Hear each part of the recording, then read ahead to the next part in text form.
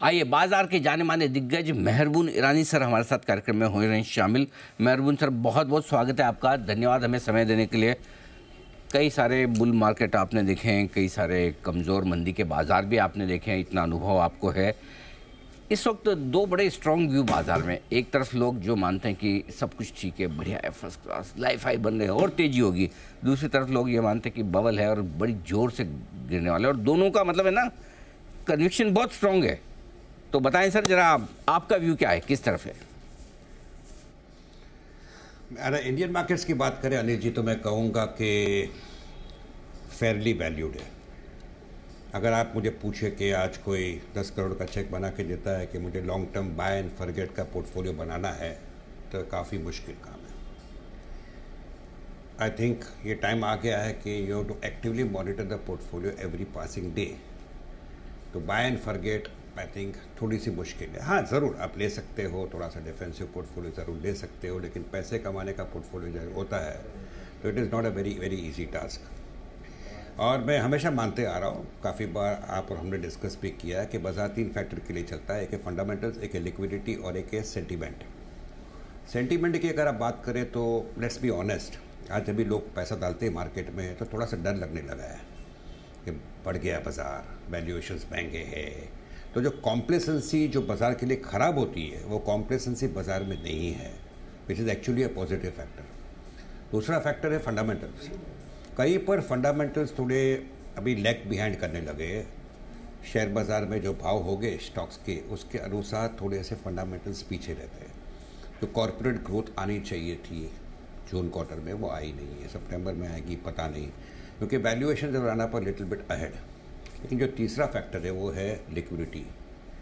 इतनी liquidity I think Anil ji आपने हमने किसी ने भी देखी नहीं थी जो अभी हम देख रहे हैं। आई थिंक रिटेल को हम लोग कह रहे थे कि रिटेल ऐसा है जो पहला झटका मार्केट में आएगा, बेच के भाग जाएगा।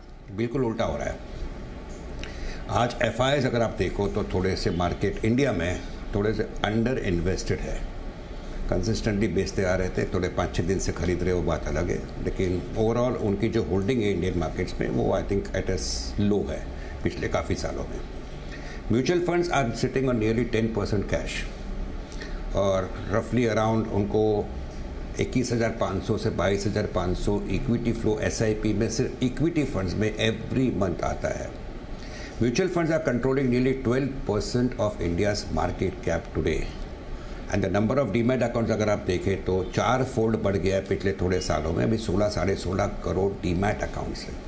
ये जो लिक्विडिटी है आई थिंक ये मार्केट को ऊपर के लेवल में रख रही है। अगर आप मुझे पूछो कि can the markets go further Nifty wise, answer is yes.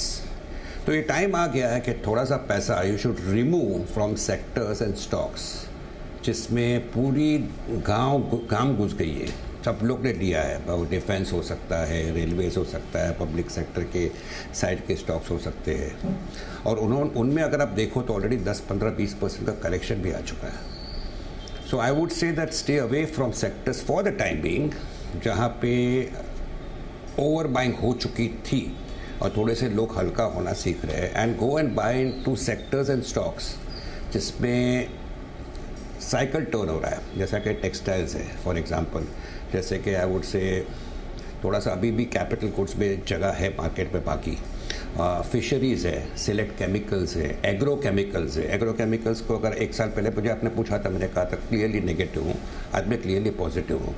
So people to buy into sectors जहाँ पे पूरी साइकिल नीचे से अभी टर्न हो रही है, और पैसा बनाना काफ़ी टाइम बाकी है, काफ़ी पैसा बनाना बाकी है।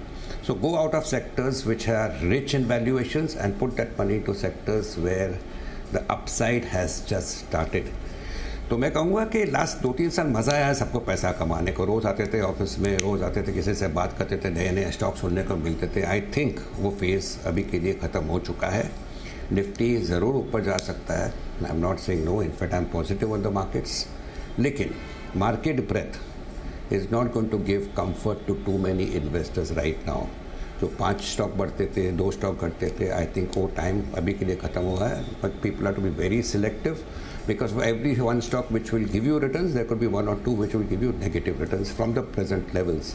सो व्हाइल द निफ्टी में go up, it is becoming more and more challenging according to me, और ये चैलेंज बरकरार रहेगा। हम शायद हायर लेवल देखोगे, शायद आप 25,500 26,000 भी देखो, मैं नहीं बोलता हूँ, आई am not disputing that, but the portfolio you will find lot of stocks have stopped performing. So ये time है थोड़ा weed out the stocks which are extremely expensive and use that money to buy into stocks where the cycle has just started for them.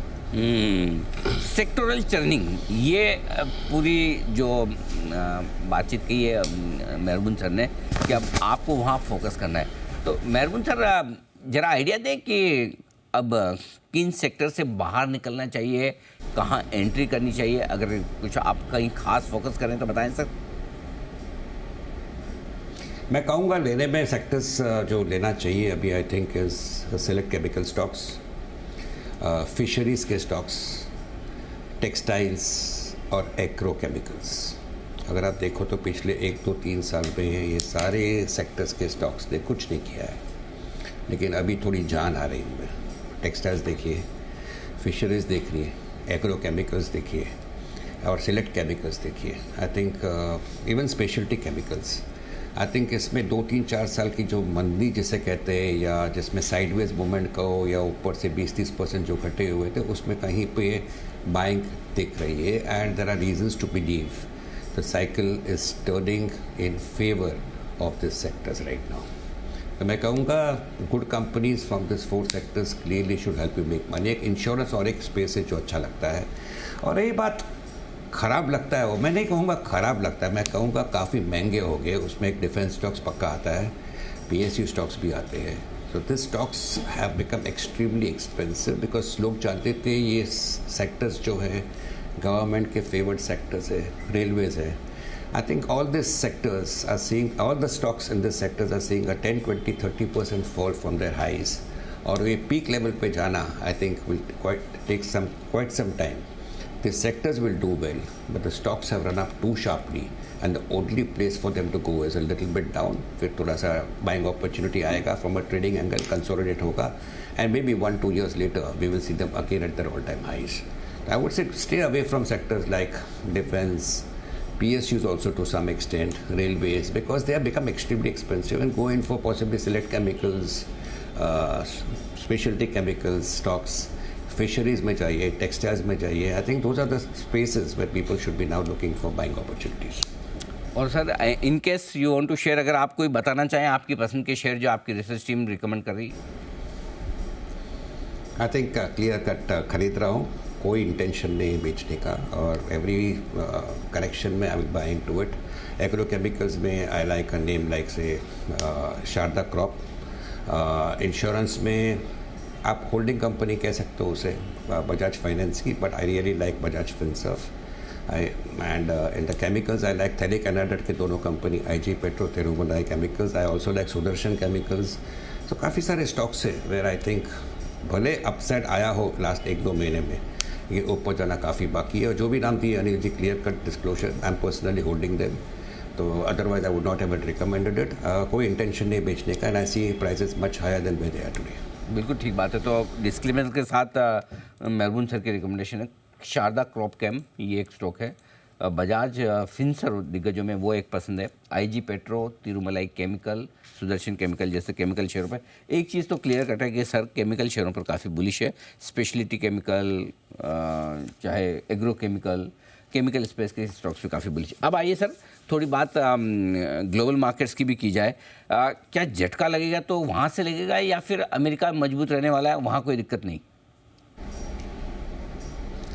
देखिए sir, Fed has been late in rate cuts. I think जो भी हम international websites पढ़ते हैं, I think काम के जो tweets पढ़ते हैं, I think clear cut conclusion है कि फेड थोड़ा लेट हो गया रेट कट्स में। अभी ये NFP के जो नंबर आएंगे, नॉन फार्म पेरोल के नंबर, सितंबर 6 को, I think that will be very crucial. बाद में पता चलेगा 25 बेसिस पॉइंट है या 50 बेसिस पॉइंट है, लेकिन पर्सनल जनरल कंसेंसस, अच्छे लोगों की कंसेंसस है whom I am in touch with and they connect concerned with foreign institutions, कि there should be around 100 basis point cut coming before December। ये एक इंडिकेशन हो जाता है कि शायद रिसेशन आने वाला है। तो मैं रिसेशन तो नहीं कहूँगा, अपलोड रिसेशन, लेकिन एक सॉफ्ट लैंडिंग ज़रूर हो सकता है। And all this somewhere will lead to the US dollar index softening a little bit. and if the US dollar index softens, it's always good for emerging markets like India. So if anything, I think it will turn out to be positive for India. So I don't see US markets cracking for any reason in the very near future. बाद में election outcome है तो बहुत सारे events हैं I think. तो अगर आप मुझे इवेंट्स पूछे तो 3 स्टेट इलेक्शन इंडिया में है अगले 3-4 महीने में. US फेड की मीटिंग होते जाएगी एंड पीपल को स्पेकुलेटिंग कितना रेट कट वहाँ से आएगा. अब बाद में US इलेक्शन है. So I think this is going to be an action packed next 3-4-5 months. थोड़ा फ्लीट फुटर होना जरूरी पड़ेगा. पैसे के जो फ्लो है जो म्यूचुअल फंड्स में आते हैं इक्विटी म्यूचुअल फंड्स वो मार्केट को अफ्लोट रखेगा. 6 से 7% निफ्टी ज़्यादा में ज़्यादा करेक्ट होना चाहिए मेरा पर्सनल व्यू है. लेकिन स्टॉक्स अगर निफ्टी करेक्ट होता है stocks could even fall 10-20-30% from their highs. I am talking of the expensively valued stocks. तो थोड़ा सा प्यार करना छोड़ दीजिए जो स्टॉक्स में आपने काफ़ी पैसा बनाया. अपने आप को पूछिए कि ये लेवल से और कितना बढ़ेगा और कितना घट सकता है. कहीं पर आपको शंका है कि 25-30% घट सकता है बढ़ने में सिर्फ 10% बढ़ेगा और आपको अच्छे पैसे दे चुका है तो थोड़ा सा पैसा निकालना सीखिए from expensively valued stocks in sectors where they are overowned. और वो पैसा आप निकाल के गो इन फॉर सेक्टर्स जहाँ पे कोई देखता नहीं उसको पर कहीं पर आपको लगता है टर्न अराउंड आ रहा है. जो बात मैंने एलेबोरेट कर दिया agrochemicals textiles speciality chemicals and even some other chemical stocks, some of them I mentioned, I think जहाँ पर ज़्यादा अपॉर्चुनिटी दिखती है. सो ग्लोबल मार्केट्स के लिए और US के लिए I don't see India taking a sharp tumble because the point is liquidity will continue to take care of our markets. Correction होते जाएगा वो करेक्शन में expensively valued stock somewhere could falter. Okay, तो बिल्कुल राय साफ है. थोड़ी सी खरीदारी धीमी कीजिए, रिस्क रिवॉर्ड देखिए और जहाँ अच्छा मुनाफा हो रहा है लेते भी रहें. ये राय मेहरबून सर के आते दिखे. मेहरबून सर बहुत बहुत धन्यवाद आपका समय देने के लिए और हमसे बातचीत करने के लिए.